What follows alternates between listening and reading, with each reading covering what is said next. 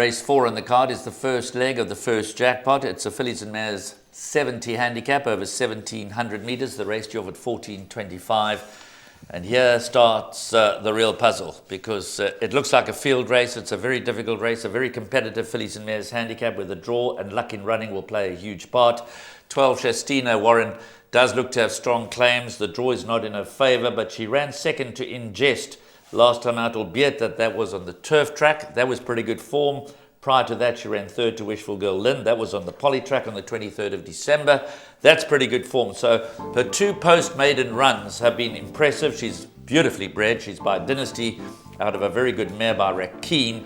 So she probably sets a standard. Do you think she can overcome the draw and play a major role in the outcome? I do, yes. She's, as you said, lightly raced, progressive, has any amount of improvement to come, beautifully bred. Lots to like. Just the draw, as you mentioned, is a concern. Gabriel Peterson gets the chance. He takes 4 valuable kgs off her back. Last time she was drawn 14 out of 14 at Greyville and nearly 1 gram. Those draws certainly can be a tester. She's really got, for me, the most scope. There's a lot of horses that are running today that are recent maiden winners. There are 3 of them in this race. And it's hard to know how they're going to go, because number 6, Under the Mistletoe, lightly raced, won well last time. She could be anything. Theatrical Moment, the yard feel that she's progressive and good filly. She trounced the opposition last time. And Anna Hall, number 7, also won her maiden very well, but the form lines haven't really worked out. So hard, it's, as you say, an interesting puzzle here. Interesting that you talk about the maiden form. On the 12th of November, Mama Pajama shed her maiden ticket, beating Theatrical Moment by length. She meets Theatrical Moment here on slightly worse terms.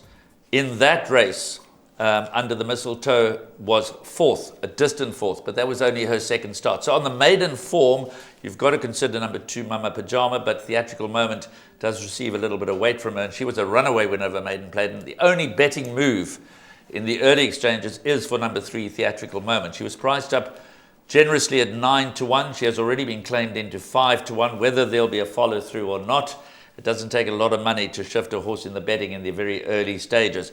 I found a horse here that I've included in my horses to watch out for. Number 5, Tango Time. She was 15 months off the track from the 16th of June to the 16th of September 2020. She's had a couple of runs back, but it's the last run that for me gives her a chance here. She ran on the 26th of December. She was running on very nicely to finish only 3.5 lengths behind Makara. That's pretty good form. And what was interesting is the horse that ran 5th on that occasion, just a short head in front of her, was Ingest. Ingest came out of that form line to win her next start when beating Shastina. So at 10-1 and 14-1, I think you can't get hurt with each way value on number 5, Tango Time. And she's definitely not putting in the field. Certainly, I would suggest you do include number 5, Tango Time. But it's a very tough race.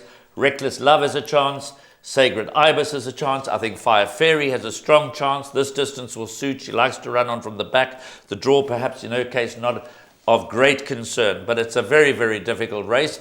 I think from a quality perspective, Warren, number 12, Shastina, does set the standard. She has got a 5-star pedigree. She's got plenty of scope for improvement. And she should continue to make her presence felt. But I wouldn't be surprised to see her getting beaten, albeit that she'll run a forward race. I agree with you. Well put with Justina. Just the draw and the, it's safe to say the inexperience of the full claimer, but he'll be doing everything in his power to make sure she crosses the line first. Just going back to your find, Tango Time, 1 run on the poly for 1 win. Lots to like about her. Lightly raced, and you certainly could be onto something there. Number 5, Tango Time, and Michael Robinson's horses are really running well. So yeah, a tough race. Even number 1, Irish Pearl, who's tumbled in the ratings from a 70 to a 63, but obviously he prefers the turf. 6 bites on the poly for not a place, but a quartet chance, number 1, Irish Pearl. But there we go. It's a 70 handicap. It's tricky, very, very tricky. If you can afford the field, we suggest you take the plunge and go the field.